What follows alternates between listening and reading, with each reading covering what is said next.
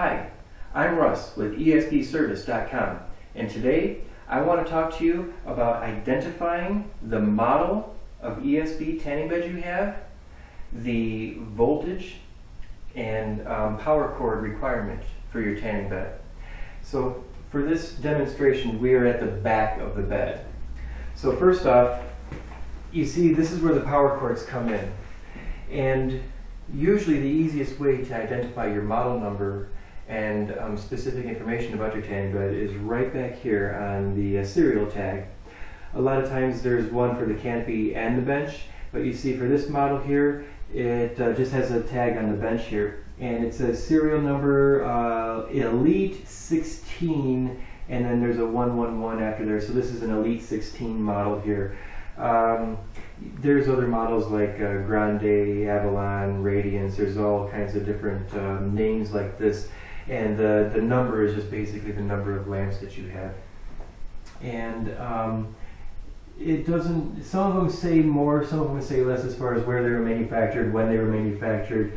You might have you know, more or less information, but this is a good place to basically start with identifying what tanning bed you have. Secondly, I would just simply look at the power cord, and this tells you about the voltage requirement for your tanning bed. If you look at the power cords that are, these are all the power cords that you could possibly have in an ESB tanning bed. As far as the main plug that goes to your tanning bed, it could be one of these three. And you see that we obviously have B here. This is 120 volt 15 amp. This is obviously that's what we would plug this into, is a 15 amp 120 volt outlet. Now this type of plug here is also 120 volt, but this is a 20 amp only.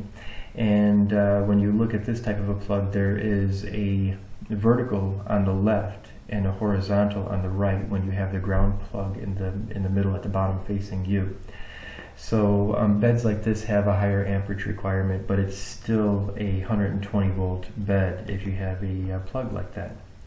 Now lastly here, and the main power cords, that is, this here represents what would be a 240 volt 20 amp plug.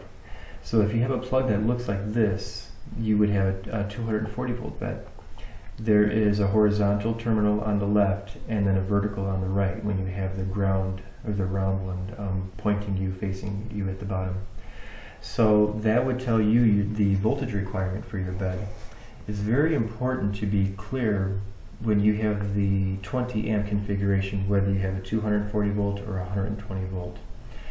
The other two power cords are just simply the cords here that run in between the canopy and the bench. You see the canopy here is a female like that, and the bench is a male like this.